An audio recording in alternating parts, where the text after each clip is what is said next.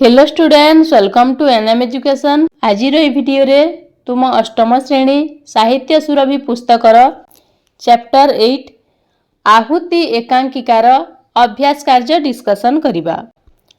आमे पूर्व भिडियो रे तुम 8th क्लास एमआईएल बुक रा चैप्टर 7 स्वप्निल विहंग पद्यर अभ्यास कार्य डिस्कशन करि सारी छे। जो माने देखि नाहंती एही भिडियो रा एंड स्क्रीन रे पाई जिवे एवं आम एही चैनल रे तुम अष्टम श्रेणी संस्कृत विषय मध्य अनेक गुड़िए वीडियो अपलोड हो सारी तो जाइकी प्लेलिस्ट चेक करि परिबे। पाठ्य अंतर्गत मो बुझीबारे आस एकांकिका को भल भाव पढ़िबा बुझिबा ओ उत्तर लिखिबा। निम्नलिखित प्रश्न गुड़िकर ठीक उत्तर पाखरे तारा चिन्ह देबा। 1 नंबर क संपत्ति भागबंटा कथा किए प्रथमे उठाई थिले? एथरा सठिक उत्तर हबो ऑप्शन ख चंचला। एठारे आमे तारा चिन्ह देबा। ख नंबर एइटाई बोधे मो भाग्यर भाग शेष, एहा किए कहिथिले? सठिक उत्तर हबो ऑप्शन ग मां, एहा मां कहिथिले। एठारे मध्य आमे तारा चिन्ह देबा। नेक्स्ट क्वेश्चन, क्यों चरित्र निज कथा आरंभरू सबु बेले माइला कही थांती? एथर करेक्ट आंसर हे जिवो ऑप्शन ख चंचला। एठारे आमे तारा चिन्ह देबा। घ नंबर गाँ मानंकरे केमिति डकैती हेउछि बोली राजेंद्र कहिसंती? केमिति? एथर सठिक उत्तर हबो ऑप्शन घ बोमा फुटाई। एठारे मध्य आमे तारा चिन्ह देबा। ग नंबर चके गड़िले 12 हाथ, चंचला एहाकू केउ प्रसंगरे कहिसंती? एथर सठिक उत्तर हबो ऑप्शन क घर बाड़ी बंटा। चंचला एहाकू घर बाड़ी बंटा प्रसंगरे कहिसंती।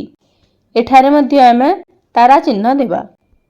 6 नंबर काली राति रे स्टूडियो रु मु नेई आसीची, उक्त संलाप रे राजेंद्र कोन आनिसंती बोली कहिले? एथर करेक्ट आंसर हिजबो ऑप्शन ख फोटो। एठारे आमे तारा चिन्ह देबा। 6 नंबर आरे बाबू बापा तमर एते सबु अरजी थिले कहा पई? एठारे बापा कोन अर्जन करिसंती बोली कुहा जायछि? करेक्ट आंसर हो ऑप्शन ग संपत्ति। एठारे मध्य आमे तारा चिन्ह देबा। ज नंबर बाकी रहिला जमी सेतक मो भागरे, ए कथा किए कहिसंती? करेक्ट आंसर हो ऑप्शन क देवेंद्र। एठारे मध्य आमे तारा चिन्ह देबा। ज नंबर कौन सबू मो पाई ठीक करिछ सुण, किए कथा कहिसंती? एथर सठिक उत्तर हबो ऑप्शन ख मां। एठारे मध्य आमे तारा चिन्ह देबा। न्य नंबर दशाह न सरुणु 10 थर बेहोश लाणी से, एठारे किए बेहोश होइथिले? किए? करेक्ट आंसर हबो ऑप्शन ग मां। एठारे आमे तारा चिन्ह देबा। तुम पाई काम, तुमर सांगसाथी माने भिन्न भिन्न उत्तर बाछि थाई पारंती। तुमे एही उत्तर गुड़िक काहेकि बाछिल सेही विषय रे सांग मानक सह आलोचना कर। एथर उत्तर हबो मु एही प्रश्न गुड़िकर उत्तर आहुति एकांकिका को ध्यानर सह पढ़ी एवं बुझी बाछिछि। प्रत्येक उत्तर पछरे एकांकिका रे थिबा चरित्र मानकर संलाप एवं बही रे वर्णित घटनार यथार्थता रहिछि। मोर सांग माने जदि कौनसी प्रश्नर भिन्न उत्तर बाछिछंती तेबे आमे परस्पर मध्य रे आलोचना करी सठिक उत्तरटी जानि परिबु। वाक्य उपरे चर्चा। पाठ्यरु चयन करा जाई किछि धाड़ी तले दिया जाइछि, सेगुडी को भल भाबरे पढ़ एवं ताहार अर्थ सांग मानक सहित आलोचना करी लेख। फर्स्ट अछि हाँ भाई चाकिरी रु रिटायर्ड करी गाँ को फेरिबा परे एई बैठक खाना इ तो थिला बापांकर सबुठु बड़ तीर्थ। एथिरा उत्तर हबो गजेंद्रनाथंकर अंतिम यात्रा परे तांकर 3 पुआ ओ झियो आसीचंती दशाह शुद्धि क्रिया करिबा पई। सेही अवसर रे बड़ पुआ देवेंद्र बापा गजेंद्रनाथंकर बड़ फोटोटीए तांकर बैठक खाना कांथरे टांगी देइचंती। फोटो टांगिला परे सेथिरे फूलमाला पिंधाई देइचंती। तले सानपुआ राजेंद्र ठिया होई तांकु फोटो टंगा कामरे साहाଯ୍ୟ करिछि। ଫଟୋ ଟଙ୍ଗା ଓ ଫୁଲମାଳ ପିନ୍ଧାଇ ସାରିଲା ପରେ ସେମାନେ ଆତ୍ମସନ୍ତୋଷ ଲାଭ କରିଛନ୍ତି। ବୈଠକଖାନାରେ ଫଟୋଟି ବେଶ୍ ମାନିବ ବୋଲି ଦେବେନ୍ଦ୍ର କହିଲା ପରେ ରାଜେନ୍ଦ୍ର କହିଛନ୍ତି, ଚାକିରିରୁ ରିଟାୟାର୍ଡ କଲାପରେ ଏହି ବୈଠକଖାନା ହିଁ ତାଙ୍କ ବାପାଙ୍କ ପାଇଁ ଥିଲା ସବୁଠାରୁ ବଡ଼ ତୀର୍ଥ। ଅର୍ଥାତ୍ ଏହିଠାରେ ରହି ତାଙ୍କର ବାପା ଯେପରି ଆତ୍ମସନ୍ତୋଷ ଲାଭ କରିଥିଲେ। ନେକ୍ସଟ ଅଛି, ବାପା ଗଲା ଦିନଠୁ ମାର ଅବସ୍ଥା ତ ଦେଖୁଛ, 5 ଦିନ ହୋଇଗଲା, ପାଣି ଟୋପାଏ ବି ମୁହଁରେ ଦଉନି। ଏଥିର ଉତ୍ତର ହେବ, ଗଜେନ୍ଦ୍ରନାଥଙ୍କ ମୃତ୍ୟୁ ପରେ ତାଙ୍କର ପତ୍ନୀ କିପରି ଖିଆପିଆ ଛାଡ଼ି ଗଭୀର ଦୁଃଖରେ ବୁଡ଼ି ରହିଛନ୍ତି, ତାଙ୍କର ବଡ଼ ପୁଅ ଦେବେନ୍ଦ୍ର ତାହା ପ୍ରକାଶ କରିଛନ୍ତି। ଗଜେନ୍ଦ୍ରନାଥଙ୍କ ମୃତ୍ୟୁ ପରେ ତାଙ୍କ ପତ୍ନୀ 5 ଦିନ ହେବ ମୁହଁରେ ପାଣି ଟୋପାଏ ବି ଦେଇନଥିଲେ। ହିନ୍ଦୁ ନାରୀର ଧର୍ମ ପାଳନ କରି ଘର କୋଣରେ ମୁହଁ ମାଡ଼ି ପଡ଼ି ରହିଥିଲେ। କାନ୍ଦି କାନ୍ଦି ତାଙ୍କ ଆଖି ମୁହଁ ଫୁଲି ଯାଇଥିଲା। ଦଶାହ ନ ପୁରୁଣୁ 10 ଥର ବେହୋସ ହୋଇଯାଇଥିଲେ। ତାଙ୍କ ପୋଡ଼ା ଜୀବନର ବାକିତକ ଦିନ କାହା ପାଖରେ ରହି କାଟିବେ, ସେଥିପାଇଁ ସେ ଖୁବ୍ ମନ ଦୁଃଖରେ ଥିଲେ। ନେକ୍ସଟ ଅଛି, ଯଦି ଏଇଟା ସମ୍ଭବ ହୁଅନ୍ତା ନା, ତାହେଲେ ତ ସବୁଠୁ ବେଶୀ ଖୁସି ମୁଁ ହୁଅନ୍ତି। ଉତ୍ତର ହେବ, ଗଜେନ୍ଦ୍ରନାଥଙ୍କ ଦେହାନ୍ତ ପରେ ତାଙ୍କ ପତ୍ନୀଙ୍କୁ ଅର୍ଥାତ୍ ସେମାନଙ୍କର ବିଧବା ମାଙ୍କୁ ପାଖରେ ରଖିବାକୁ 3 ପୁତ୍ର ଦେବେନ୍ଦ୍ର, ମହେନ୍ଦ୍ର ଓ ରାଜେନ୍ଦ୍ର ରାଜି ହେଲେ ନାହିଁ। ସେମାନେ ବିଭିନ୍ନ ଆଳ ଦେଖାଇ ନିଜର ଅସହାୟତା ପ୍ରକାଶ କରିଥିଲେ। ଶେଷରେ ମାଙ୍କ ଝିଅ କୁନି ତାଙ୍କୁ ପାଖରେ ରଖିଲେ ଖୁବ୍ ଖୁସି ହୁଅନ୍ତା ବୋଲି କହିଛି। ତାର ଶାଶୁ ନ ଥିବାରୁ ମାଙ୍କ ସାନ୍ନିଧ୍ୟ ତାଙ୍କ ସ୍ୱାମୀ ସ୍ତ୍ରୀଙ୍କୁ ଆନନ୍ଦ ପ୍ରଦାନ କରନ୍ତା। ତା ସ୍ୱାମୀ ମଧ୍ୟ ଏ ବାବଦରେ ଅରାଜି ହୁଅନ୍ତେ ନାହିଁ। କିନ୍ତୁ ପୁଅମାନେ ଥାଉଁ ଥାଉଁ ବିଧବା ମା ଯଦି ଝିଅ ଘରେ ଆଶ୍ରୟ ନିଏ, ତାହେଲେ ଲୋକ ନିନ୍ଦା ହେବ। ନେକ୍ସଟ ଅଛି, ବାପା ତମର ଯେ କେବେଠୁଁ ତାଙ୍କର ସ୍ୱଅର୍ଜିତ ସମସ୍ତ ସମ୍ପତ୍ତିକୁ ଏକା ତୁମ ମାଙ୍କ ନାଁରେ ଇ-ଉଇଲ୍ କରିଦେଇ ଯାଇଛନ୍ତି। ଏଥିର ଉତ୍ତର ହେବ, ଗଜେନ୍ଦ୍ରନାଥ ବାବୁଙ୍କ ଅନ୍ତେ ତାଙ୍କର ପିଲାମାନେ ନିଜ ସୁବିଧା ଅନୁସାରେ ନିଜ ନିଜ ମଧ୍ୟରେ ଆଲୋଚନା କରି ସମ୍ପତ୍ତି ବାଣ୍ଟି ନେବାକୁ ଚାହିଁଛନ୍ତି। ମାତ୍ର ମାକୁ ନେଇ ପାଖରେ ରଖିବାକୁ ଚାହିଁ ନାହାନ୍ତି। ବରଂ ସମସ୍ତେ ନିଜର ପାରିବାରିକ ଅସୁବିଧା ଦର୍ଶାଇ ବୋଉକୁ ପାଖରେ ରହିବା ଦାୟିତ୍ୱରୁ ମୁକ୍ତ ହେବାକୁ ଚାହିଁଛନ୍ତି। ଏପରିକି ଝିଅ ମଧ୍ୟ ଅତି ଚତୁରତାର ସହିତ ମାକୁ ସାଙ୍ଗରେ ନେବାକୁ ଚାହିଁ ନାହାନ୍ତି। ଏହିଭଳି ସମସ୍ୟା ଭିତରେ ଥିଲାବେଳେ ତାଙ୍କ ପାଖରେ ପହଞ୍ଚିଛନ୍ତି ବାପାଙ୍କର ଓକିଲ ବନ୍ଧୁ। ପୁଅମାନେ ଓକିଲ ମଉସାଙ୍କୁ ସମ୍ପତ୍ତି ଭାଗବଣ୍ଟା ବିଷୟରେ ପରାମର୍ଶ କରିବାକୁ ଚାହିଁଛନ୍ତି। ମାତ୍ର ସେ ଜଣେଇ ଦେଇଛନ୍ତି, ତାଙ୍କର ବାପା କେବେଠାରୁ ନିଜର ସବୁ ଅର୍ଜିତ ସମ୍ପତ୍ତିକୁ ଏକା ମାଙ୍କ ନାମରେ ଉଇଲ୍ କରିଦେଇଛନ୍ତି। ଏଭଳି କଥା ଶୁଣିଲା ପରେ ପୁଅ ଝିଅ ଆଶ୍ଚର୍ଯ୍ୟ ହେଲାବେଳେ ଉଇଲନାମାକୁ ଧରି ମା କାନ୍ଦି ପକାଇଛନ୍ତି। ମିଳିମିଶି ଯୋଡ଼ିବା। କ ସ୍ତମ୍ଭରେ କିଛି ବାକ୍ୟାଂଶ ଦିଆଯାଇଛି ଏବଂ ଖ ସ୍ତମ୍ଭରେ ଏହାର ଅନ୍ୟ କିଛି ବାକ୍ୟାଂଶ ଦିଆଯାଇଛି। କ ସ୍ତମ୍ଭ ସହିତ ଖ ସ୍ତମ୍ଭର ଠିକ୍ ବାକ୍ୟାଂଶ ସହ ମେଳ କରି ଗାର ଟାଣି ଯୋଡ଼। ଫାଷ୍ଟ ଅଛି, ବାପାଙ୍କ ଫଟୋ ବୈଠକଖାନାର କାନ୍ଥରେ ଟଙ୍ଗା ହୋଇଥାଉ। ଏଇଟା ହେବ ଏଇ 5 ନମ୍ବର ଅପସନ୍। ଏହା ବାପାଙ୍କ ସବୁଠାରୁ ବଡ଼ ତୀର୍ଥ ଥିଲା। ନେକ୍ସଟ ଅଛି, ମାଇଲା, ତା ମାନେ ତ ଜମାରୁ ଅସୁବିଧା ନାହିଁ। ଏଇଟା ହେବ ଏଇ ଫାଷ୍ଟ ଅପସନ୍। ସବୁ କଥା ଠ ଠା ଠି ହେଇ ଛିଡ଼ିଯିବ। ନେକ୍ସଟ ଅଛି, ମୋର ପ୍ରସ୍ତାବ ହେଉଛି, ଏଇଟା କ'ଣ ହେବ? ଏଇଟା ହେବ ଏଇ 4 ନମ୍ବର ଅପସନ୍। ଏଇ ପୁରୁଣା ଖାନଦାନୀ ଘର ଖଣ୍ଡକ ଖଞ୍ଜା ସହିତ ତୁ ନବୁ। ନେକ୍ସଟ ଅଛି, ମୋର ବେଶୀ କିଛି ଦରକାର ନାହିଁ। ଏଇଟା କ'ଣ ହେବ? ଏଇଟା ହେବ ଏଇ 2 ନମ୍ବର ଅପସନ୍। ମାର ଗହଣା ତକ ଯାହା ନେବି। ନେକ୍ସଟ ଅଛି, କ'ଣ ସବୁ ମୋ ପାଇଁ ଠିକ୍ କରିଛ? ଏଇଟା ହେବ ଏଇ 3 ନମ୍ବର ଅପସନ୍। ମୋର ବାକି ଜୀବନ କେମିତି କଟିବ। ତ ପିଲାମାନେ, ତୁମେମାନେ ଏହିପରି ଭାବରେ ଗାର ଟାଣି ନେବ। ବୁଝି ବିଚାରି ଲେଖ। ତୁମେ ଏକାଙ୍କିକାକୁ ଆଉଥରେ ପଢ଼, ବୁଝ ଓ ଲେଖ। କ ନମ୍ବର, ଚଞ୍ଚଳା ଝିଅ ବାହାଘର ପାଇଁ କାହିଁକି ବ୍ୟସ୍ତ ହେଉଥିଲେ? କାହିଁକି ନା ଚଞ୍ଚଳାଙ୍କର 5ଟି ଝିଅ। ବଡ଼ ଝିଅର ବାହାଘର ପାଇଁ ସୁନ୍ଦର ଘର ଓ ଗୁଣର ବର ମିଳିଛି। ବିଳମ୍ବ କଲେ ସେହି ବର ହାତଛଡ଼ା ହୋଇଯିବ ବୋଲି ସେ ଆଶଙ୍କା କରୁଥିଲେ। ସେଠାରେ ଝିଅ ବାହାଘର ନ କଲେ ଝିଅର କପାଳ ଫାଟିବ। ଏତେ ସୁନ୍ଦର ଘର ଓ ଗୁଣର ବର ସେ ଆଉ ପାଇବେ ନାହିଁ। ଏହି ଆଶଙ୍କାରେ ଚଞ୍ଚଳା ବେଶୀ ଝିଅ ବାହାଘର ପାଇଁ ବ୍ୟସ୍ତ ହେଉଥିଲେ। ख ନମ୍ବର ଦେବେନ୍ଦ୍ରଙ୍କୁ ରାଜେନ୍ଦ୍ର ଟଙ୍କା କାହିଁକି ମାଗିଲେ? କାହିଁକି ନା ଦେବେନ୍ଦ୍ର ହେଉଛନ୍ତି ବଡ଼ ଭାଇ ଓ ରାଜେନ୍ଦ୍ର ହେଉଛନ୍ତି ସାନ ଭାଇ। ସେମାନେ ବାପାଙ୍କର ଦଶାହ ଶୁଦ୍ଧି କର୍ମ କରିବା ପାଇଁ ନିଜ ନିଜ କର୍ମସ୍ଥଳୀରୁ ଗାଁ ଘରେ ପହଞ୍ଚିଛନ୍ତି। ସେହି ଶୁଦ୍ଧି କର୍ମ ପାଇଁ ଯେଉଁ ଭୋଜି ହେବ ସେଥିପାଇଁ ପୂଜାରୀ ସଉଦା ବରାଦ କରିବ। ସେହି ସଉଦା ଆଣିବା ପାଇଁ ଟଙ୍କା ଦରକାର। ତେଣୁ ସାନ ଭାଇ ରାଜେନ୍ଦ୍ର ବଡ଼ ଭାଇ ଦେବେନ୍ଦ୍ରଙ୍କୁ ଟଙ୍କା ମାଗିଥିଲେ। ଗ ନମ୍ବର ଚଞ୍ଚଳାଙ୍କ କଥାରେ ଦେବେନ୍ଦ୍ର କାହିଁକି ଚମକି ପଡ଼ିଲେ? କାହିଁକି ନା ଏହି ସହରରେ 3 ଭାଇ ରହୁଛନ୍ତି। ଏହାର ସୁଯୋଗ ନେଇ ଗାଁର ସମ୍ପତ୍ତିକୁ ଭାଇ ଭଗାରି ମାଡ଼ି ବସି ପାରନ୍ତି। ବୁଢ଼ୀ ମାକୁ ବୋକା ବନେଇ ସମ୍ପତ୍ତି ହଡ଼ପ କରି ନେଇ ପାରନ୍ତି। ଚୋର ଡକେଇତମାନେ ସମ୍ପତ୍ତି ପାଇଁ ମାଙ୍କୁ ମାରି ଦେଇ ପାରନ୍ତି। ସମ୍ପତ୍ତି ଲାଗି ଚୋର ଡକେଇତଙ୍କ ହାତରେ ମାଙ୍କ ପ୍ରାଣ ବି ଯାଇପାରେ। ଚଞ୍ଚଳାଙ୍କ ମୁହଁରୁ ଏପରି କଥା ଶୁଣି ଦେବେନ୍ଦ୍ର ବାବୁ ଚମକି ପଡ଼ିଥିଲେ। ଘ ନମ୍ବର ମାଙ୍କୁ କେଉଁ କଥା ବୁଝାଇ ହେବ ନାହିଁ ବୋଲି ଦେବେନ୍ଦ୍ର କହିଥିଲେ? ଉତ୍ତର ମହେନ୍ଦ୍ର ଓ କୁନି ମାଙ୍କୁ ସାନ୍ତ୍ୱନା ଦେବାକୁ ଯାଇ ଅନେକ କଥା ବୁଝାଉଥିଲେ। ହେଲେ ସେଥିରେ ମାଙ୍କର କାନ୍ଦ ବନ୍ଦ ହୋଇ ନଥିଲା। ଯେତେ ଛାଟି କଚାଡ଼ି ହୋଇ କାନ୍ଦିଲେ ବାପା କ'ଣ ଆଉ ଫେରି ଆସିବେ? ତେଣୁ କନ୍ଦାକଟା ନ କରି ମନକୁ ଦୃଢ଼ କରିବା କଥା। ମା କିନ୍ତୁ ଏସବୁ କିଛି ବୁଝୁ ନଥିଲେ। ଏହି ପ୍ରସଙ୍ଗରେ ମାଙ୍କୁ ବୁଝାଇ ହେବନି ବୋଲି ଦେବେନ୍ଦ୍ର କହିଥିଲେ। ଅନୁମାନ ଓ କଳ୍ପନା ତୁମେ ମିଳିମିଶି ଦଳଗତ ଆଲୋଚନା କରି ଲେଖ। କ ନମ୍ବର ବାପା ଗଲା ଦିନଠାରୁ ମାର ଅବସ୍ଥା ତ ଦେଖୁଛ। 5 ଦିନ ହେଇଗଲା ପାଣି ଟୋପେ ବି ମୁହଁରେ ଦଉନି। ଦେବେନ୍ଦ୍ରଙ୍କ ମା ମୁହଁରେ ପାଣି ନ ଦେବାର କାରଣ କ'ଣ ହୋଇପାରେ?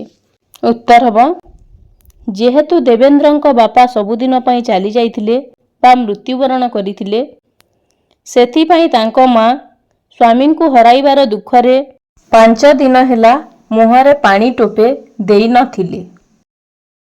ଖ ନମ୍ବର ମୁଁ କହିଲି କହିବ କ'ଣ ନା କହୁଛି ବୋଲି। ମୁଁ ଏକେଲା ଏଠି 10 ଦିନ 10 ରାତି ଧରି ସାରା ବଂଶଟାକୁ ରାନ୍ଧି ଖାଇବାକୁ ଦେଇ ଦେଇ ଥେଇଆ ହେଇଯିବି। ଏପରି ସ୍ଥଳରେ ତୁମେ ଚଞ୍ଚଳା ସ୍ଥାନରେ ଥିଲେ କ'ଣ କରିଥାନ୍ତ? ଉତ୍ତର ଏପରି ସ୍ଥଳେ ମୁଁ ଯଦି ଚଞ୍ଚଳା ସ୍ଥାନରେ ଥିଲେ ଶ୍ୱଶୁରଙ୍କ ଅନ୍त्यେଷ୍ଟିକ୍ରିୟା ଶେଷ ଯାଏ ଅପେକ୍ଷା କରିଥାନ୍ତି। ଚଞ୍ଚଳା ଜଣେ ଲୋଭୀ ସୂତ୍ରଧରି ଓ କୁଟିଳା ବୁଦ୍ଧି ସମ୍ପନ୍ନା ହୋଇଥିବାରୁ ଦଶାହ ଓ ଅନ୍ୟାନ୍ୟ କାର୍ଯ୍ୟ ନ ସରୁଣୁ ସମ୍ପତ୍ତି ଭାଗବଣ୍ଟା ପାଇଁ ଉଚ୍ଛନ୍ନ ହେଉଥିଲା। ଗାଁରେ ଦେବ ପ୍ରତିମା ଭାବରେ ସମ୍ମାନ ପାଉଥିବା ଗଜେନ୍ଦ୍ରନାଥଙ୍କ ମୃତ୍ୟୁରେ ତାଙ୍କର ପତ୍ନୀ ପରିବାରର ସଦସ୍ୟ ଓ ଗ୍ରାମବାସୀ ଦୁଃଖରେ ବୁଡ଼ିଥିଲା ବେଳେ ଚଞ୍ଚଳାଙ୍କ ଏପରି ପ୍ରସ୍ତାବ ତାଙ୍କର ବସ୍ତୁବାଦୀ ଚିନ୍ତାଧାରାର ପରିଚୟ ଦିଏ। ଗ ନମ୍ବର ବୁଝିଲ ଭାଇ ସେଇ 2 ପ୍ରାଣୀ ବୋଲି ଇ ତ ସବୁଠୁ ବେଶୀ ସମସ୍ୟା। ତୁମେ ରାଜେନ୍ଦ୍ର ଚରିତ୍ରରେ ଥିଲେ କ'ଣ କରିଥାନ୍ତ? ଉତ୍ତର ମୁଁ ଏଭଳି ପରିସ୍ଥିତିରେ ଥିଲେ ରାଜେନ୍ଦ୍ର ଭଳି ମାଙ୍କୁ ନେଇ ପାଖରେ ରଖିବାକୁ ମନା କରି ନଥାନ୍ତି। ଯେତେ କଷ୍ଟ ପଡ଼ିଲେ ବି ମୋର ଗର୍ଭଧାରିଣୀ ମାଙ୍କୁ ନିଜେ କଷ୍ଟ ସହି ଚଳେଇ ନେବାକୁ ଚେଷ୍ଟା କରିଥାନ୍ତି। କାରଣ ମୋ ବିଚାରରେ ବିଧବା ମାଙ୍କୁ ନେଇ ପାଖରେ ରଖି ତାଙ୍କର ଯତ୍ନ ନେବା ପୁଅର ସବୁଠାରୁ ବଡ଼ କର୍ତ୍ତବ୍ୟ। ତେଣୁ ମୁଁ ମୋର କର୍ତ୍ତବ୍ୟ ସାଧନ ପାଇଁ ମାଙ୍କୁ ନେଇ ପାଖରେ ରଖିଥାନ୍ତି। ଘ ନମ୍ବର ଏକାଙ୍କିକାରୁ ଚରିତ୍ରମାନଙ୍କର ମାନସିକତା ଉପରେ ବିଚାର କରିବା। ଧନ ସମ୍ପତ୍ତି ଓ ମାଙ୍କୁ ନେଇ କିଏ କିପରି ମନୋଭାବ ପୋଷଣ କରିଛନ୍ତି ଲେଖ। ତୁମ ପାଇଁ ଗୋଟିଏ ନମୁନା ନିମ୍ନରେ ଦିଆଯାଇଛି। ଉଦାହରଣ ଦେବେନ୍ଦ୍ର ବସ୍ତୁବାଦୀ ଚିନ୍ତାଧାରା ତାଙ୍କର କିପରି ଥିଲା? ବାକି ରହିଲା ଜମି। ସ୍ୱାର୍ଥପର ମନୋଭାବ ଥିଲା ସେତକ ମୋ ଭାଗରେ। ନେକ୍ସଟ ଅଛି ମହେନ୍ଦ୍ର। ଏଠି କ'ଣ ହେବ? ଏଟା ହେବ ପୁରୁଣା ଖାନଦାନୀ ଘର। ସ୍ୱାର୍ଥପର ମନୋଭାବ କ'ଣ ହେବ? ସହରରେ ନିଜର କୋଠା ତିଆରି। ନେକ୍ସଟ ଅଛି ରାଜେନ୍ଦ୍ର।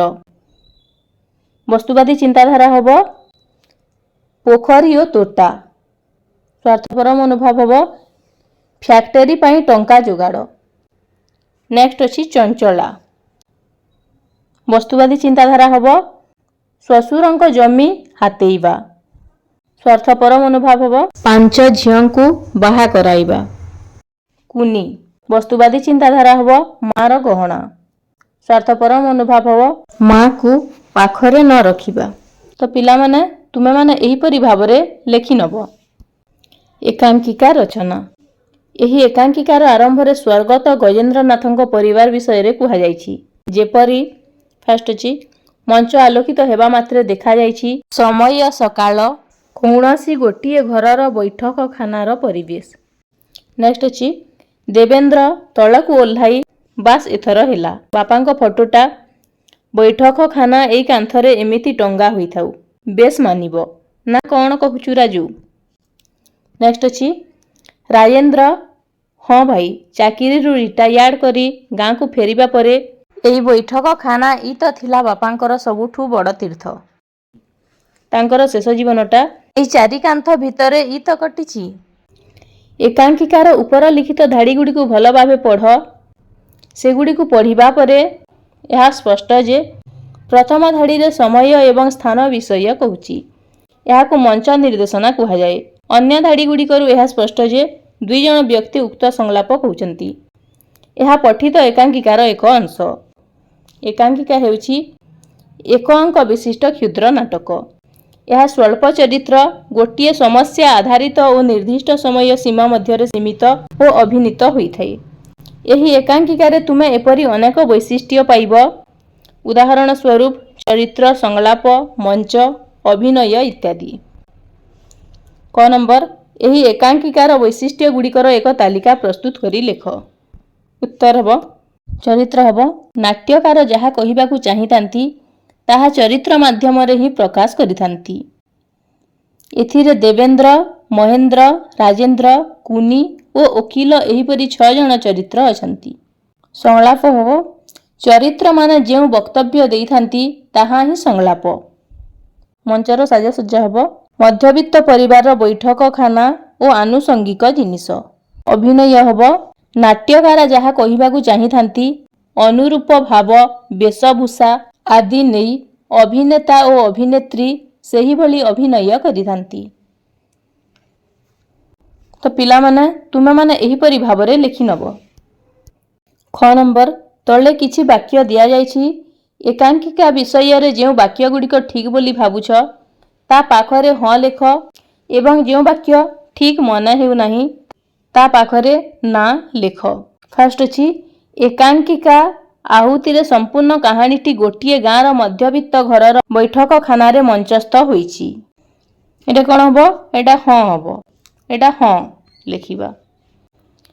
2 ନମ୍ବର, ଏକାଙ୍କିକା ଓ କାହାଣୀ ମଧ୍ୟରେ କୌଣସି ପାର୍ଥକ୍ୟ ନାହିଁ। ନା।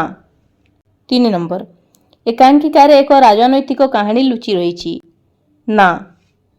4 ନମ୍ବର, ଏକାଙ୍କିକାରେ ଚରିତ୍ରମାନଙ୍କ ସଂଖ୍ୟା ଅଧିକ ଥାଏ। ନା। ନେକ୍ସଟ ଅଛି, ଏକାଙ୍କିକାର ଘଟଣାଗୁଡ଼ିକ ବିଭିନ୍ନ ବର୍ଷର ବିଭିନ୍ନ ଦିନରେ ଘଟୁଛି। ନା। 6 ନମ୍ବର, ଏକାଙ୍କିକାରେ କାହାଣୀ ମୁଖ୍ୟତଃ ଚରିତ୍ର ଓ ସଂଳାପ ମାଧ୍ୟମରେ ଆଗକୁ ବଢ଼ିଥାଏ। ହଁ। ନେକ୍ସଟ ଅଛି, ଚଞ୍ଚଳାଙ୍କ ଝିଅମାନେ ସୁନ୍ଦର ଥିଲେ। ନା। ତ ପିଲାମାନେ ତୁମେମାନେ ଏହିପରି ଭାବରେ ଲେଖିନେବ। ଅଭିନୟର ସମୟ। କ ନମ୍ବର, ତୁମେମାନେ କେବେ ମଞ୍ଚରେ ଏକାଙ୍କିକା କିମ୍ବା ନାଟକ ଦେଖିଛ କି? ତୁମେମାନେ ଟିଭିରେ ଚଳଚ୍ଚିତ୍ର ଏବଂ ଧାରାବାହିକ ଦେଖିଥିବ। ଯଦି ତୁମକୁ ତୁମ ସ୍କୁଲରେ ଏକାଙ୍କିକା ଆହୁତି ମଞ୍ଚସ୍ଥ କରିବାକୁ ପଡ଼େ ତେବେ ତୁମେ କ'ଣ କରିପାରିବ? ବିଶେଷ ଦ୍ରଷ୍ଟବ୍ୟ। ଏହି ଏକାଙ୍କିକାକୁ ଅଧିକ ଆକର୍ଷଣୀୟ କରିବା ପାଇଁ ତୁମେ ଏଥିରେ କ'ଣ ଯୋଡ଼ିବ? କେଉଁ ଚରିତ୍ରଗୁଡ଼ିକୁ ଯୋଡ଼ିବ ଏବଂ ଚରିତ୍ରମାନଙ୍କର ସଂଳାପ କ'ଣ ହେବ? ସାଙ୍ଗମାନଙ୍କ ସହିତ ଆଲୋଚନା କର। ପରାମର୍ଶ। ଫାଷ୍ଟ ଅଛି, ଏହି ଏକାଙ୍କିକାକୁ ଅଭିନୟ କରିବା ସମୟରେ ତୁମେ କିଛି ପରିବର୍ତ୍ତନ କରିବାକୁ ଚାହୁଁଛ କି? ନେକ୍ସଟ, ଏକାଙ୍କିକା ପାଇଁ ପାଖରେ ଥିବା ଜିନିଷଗୁଡ଼ିକ ଯେପରିକି ଚେୟାର, ଟେବୁଲ ଇତ୍ୟାଦି ବ୍ୟବହାର କରିପାରିବ। ନେକ୍ସଟ, ଯଦି ସ୍ଥାନର ଅଭାବ ଥାଏ ତେବେ କଳାକାରମାନେ ନିଜ ନିଜ ସ୍ଥାନରେ ଠିଆ ହୋଇ ସଂଳାପ କହିପାରିବେ। ନେକ୍ସଟ, ଯଦି ତୁମେ ଚାହିଁବ ତେବେ ତୁମେ ତୁମର ଶିକ୍ଷକଙ୍କ ସାହାଯ୍ୟରେ ତୁମର ପ୍ରଦର୍ଶନକୁ ରେକର୍ଡ କରିପାରିବ ଏବଂ ଏହାକୁ ତୁମ ପରିବାର କିମ୍ବା ସମ୍ପର୍କୀୟଙ୍କୁ ପଠାଇ ପାରିବ। ଭାଷା ବିଚାର। ଆଜି ହାତରୁ ମୁଁ ଶଙ୍ଖା କାଢ଼ିଛି, ମଥାରୁ ମୋର ସିନ୍ଦୂର ଲିଭିଛି। କ'ଣ ସବୁ ମୋ ପାଇଁ ଠିକ୍ କରିଛ? ଉପରୋକ୍ତ ବାକ୍ୟଗୁଡ଼ିକରେ ରେଖାଙ୍କିତ ଶବ୍ଦଗୁଡ଼ିକ ଅସହାୟ ଓ ନିରାଶାର ଭାବ ପ୍ରକାଶ କରୁଛି। ଏକାଙ୍କିକାରେ ଏହିପରି ଅନେକ ପ୍ରସଙ୍ଗ ରହିଛି ଯେଉଁଠାରେ ଶବ୍ଦ ମାଧ୍ୟମରେ ବିଶେଷ ଭାବ ସୃଷ୍ଟି କରୁଛି। ପଠିତ ଏକାଙ୍କିକାରୁ ଏହିପରି ବ୍ୟବହାର ହୋଇଥିବା ଘଟଣା ସୂଚକ ବାକ୍ୟଗୁଡ଼ିକୁ ଲେଖ। ଫାଷ୍ଟ ହେବ କାନ୍ଥରେ ଏମିତି ଟଙ୍ଗା ହୋଇଥାଉ ବେଶ ମାନିବ। ଏଇଟା ହେବ ସୁନ୍ଦର ଦିଶିବ। ନେକ୍ସଟ ହେବ ବାଉଁଶଟାକୁ ରାନ୍ଧି ଖାଇବାକୁ ଦେଇ ଦେଇ ଥେଇଆ ହୋଇଯିବି। ଥେଇଆ ହୋଇଯିବିର ଅର୍ଥ କ'ଣ ହେବ? ମୂଲ୍ୟହୀନ ବା ବେକାର। ନେକ୍ସଟ ହେବ ଧର୍ମକୁ ଜଗି କରି ଯିବା କଥା। ଏଇଟା ହେବ ଆନ୍ତରିକତା ଶୂନ୍ୟ ବ୍ୟବହାର। ନେକ୍ସଟ ହେବ ଝିଅ ପାଞ୍ଚଟାଙ୍କ ମୁଣ୍ଡ ଉପରେ ପରୀକ୍ଷା। ଏଇଟା ହେବ ପରୀକ୍ଷା ନିକଟ ସମୟ। ନେକ୍ସଟ ହେବ ତାକୁ ହାତକୁ ଦି ହାତ କରିଦିଅନ୍ତି। ଏଇଟା ହେବ ବିବାହ କରିଦିଅନ୍ତୁ। ନେକ୍ସଟ ହେବ ଏ ବିଷୟରେ ଗୋଟିଏ ପକ୍କା ଫଇସଲା ହୋଇଯିବା ଦରକାର। ଏଇଟା ହେବ ଦୃଢ଼ ନିଷ୍ପତ୍ତି। ତ ପିଲାମାନେ ତୁମେମାନେ ଏହିପରି ଭାବରେ ଲେଖିନେବ। ରୂଢ଼ି ପ୍ରୟୋଗ। ବୁଝିଲ ମହେନ୍ଦ୍ର, ଚକେ ଗଡ଼ିଲେ 12 ହାତ। ମୁଁ ଯେ ରାତି ସାରା ଉଜାଗର, ଦେଖିଲା ବେଳକୁ କ'ଣ ନା ମୁଗୁରା ମେଲା। ଉପରଲିଖିତ ବାକ୍ୟଗୁଡ଼ିକରେ ଚକେ ଗଡ଼ିଲେ 12 ହାତ, ରାତି ସାରା ଉଜାଗର ଏବଂ ମୁଗୁରା ମେଲା ରେଖାଙ୍କିତ ହୋଇଥିବା ରୂଢ଼ିଗୁଡ଼ିକ ବ୍ୟବହୃତ ହୋଇଛି। ଏଗୁଡ଼ିକ ବାକ୍ୟରେ ଏକ ବିଶେଷ ପ୍ରଭାବ ସୃଷ୍ଟି କରୁଛି। ଏକାଙ୍କିକାରେ ବ୍ୟବହୃତ ଅନ୍ୟ ରୂଢ଼ିଗୁଡ଼ିକ ଚିହ୍ନି ଲେଖ ଏବଂ ସେଗୁଡ଼ିକର ଅର୍ଥ ବୁଝିବା ପରେ ବାକ୍ୟରେ ବ୍ୟବହାର କରି ଲେଖ। ଫାଷ୍ଟ ହେବ କପାଳ ଫାଟିବା। ଅର୍ଥ ହେବ ବିପଦଗ୍ରସ୍ତ ହେବା। ତାକୁ ବାକ୍ୟରେ ବ୍ୟବହାର କଲେ ହେବ ଦୁର୍ନୀତିମୂଳକ କାର୍ଯ୍ୟ ଯୋଗୁଁ ଚାକିରିରୁ ବହିଷ୍କାର ହେଲା ପରେ ତାଙ୍କର କପାଳ ଫାଟିଲା। ନେକ୍ସଟ ହେବ ଠଠାଠି ହୋଇ ଛିଡ଼ିଯିବା। ଅର୍ଥ ସହଜରେ ସମସ୍ୟା ସମାଧାନ ହେବା। ଏହାକୁ ବାକ୍ୟରେ ବ୍ୟବହାର କଲେ ହେବ ଅଧ୍ୟକ୍ଷଙ୍କ ହସ୍ତକ୍ଷେପ ଫଳରେ ଛାତ୍ରମାନଙ୍କ ବିବାଦ ଠଠାଠି ହୋଇ ଛିଡ଼ିଗଲା। ନେକ୍ସଟ ହେବ ପୋଡ଼ା କପାଳ। ଅର୍ଥ ମନ୍ଦ ଭାଗ୍ୟ। ଏହାକୁ ବାକ୍ୟରେ ବ୍ୟବହାର କଲେ ହେବ ପୋଡ଼ା କପାଳ ଯୋଗୁଁ ମୋର ସମସ୍ତ କାମ ବିଫଳ ହେଉଛି। 4 ନମ୍ବର ହେବ ହାତକୁ ଦି ହାତ। ଅର୍ଥ ବିବାହ। ଏହାକୁ ବାକ୍ୟରେ ବ୍ୟବହାର କଲେ ହେବ ଝିଅ ବଡ଼ ହେଲା ପରେ ବାପା ମା ତାକୁ ଯଥାଶୀଘ୍ର ହାତକୁ ଦି ହାତ କରାଇ ଦିଅନ୍ତି। ତ ପିଲାମାନେ ତୁମେମାନେ ଏହିପରି ଭାବରେ ଲେଖିନେବ। କଥା ଉପରେ ଗୁରୁତ୍ୱ ଦିଅ। ହଁ, ତୋଟା ଆଉ ପୋଖରୀରୁ ଗୋଟିଏ ବୋଲି ଧରିଲେ ପ୍ରାୟ ସମାନ ହେବ। ଉପର କାବ୍ୟରେ ହଁ ଉଠାଇ ଦେଇ ପଢ଼। ତୋଟା ଆଉ ପୋଖରୀକୁ ଗୋଟିଏ ବୋଲି ଧରିଲେ ପ୍ରାୟ ସମାନ ହେବ। କ ନମ୍ବର ବାକ୍ୟରେ ହଁ ବ୍ୟବହାର ଦ୍ୱାରା କାହା ଉପରେ ଗୁରୁତ୍ୱ ଦିଆଗଲା ଏବଂ ହଁ ଉଠାଇ ଦେବା ଦ୍ୱାରା କ'ଣ ହେଉଛି? ଦୁଇଟି ବାକ୍ୟଗୁଡ଼ିକୁ ପଢ଼ି ଦଳଗତ ଆଲୋଚନା କରି ଲେଖ। ଉତ୍ତର ହେବ ହଁ ବ୍ୟବହାର ଦ୍ୱାରା କଥାଟିର ଗୁରୁତ୍ୱ ବଢ଼ିଯାଏ ଏବଂ ସେଥିରେ ସମ୍ମତି ପ୍ରକାଶ କଲା ପରି ଲାଗେ। ହଁ ବ୍ୟବହାର ନ କଲେ କଥାଟିର ଗୁରୁତ୍ୱ ରହେ ନାହିଁ, ତାହା ସାଧାରଣ ହୋଇଯାଏ। ଖ ନମ୍ବର ନିମ୍ନଲିଖିତ ବାକ୍ୟଗୁଡ଼ିକରେ ହଁ ବ୍ୟବହାର କର ଯେପରି ବାକ୍ୟର ଅର୍ଥ ପରିବର୍ତ୍ତନ ହେବ ନାହିଁ। 1 ନମ୍ବର ଅଛି ତା ତ ଠିକ୍ କଥା। ନେକ୍ସଟ ଅଛି ଭାଉଜ ବହୁ ଦିନରୁ ଚିନ୍ତା କରିଛି। 3 ନମ୍ବର ଅଛି ତୁ ସେଇଆ କର।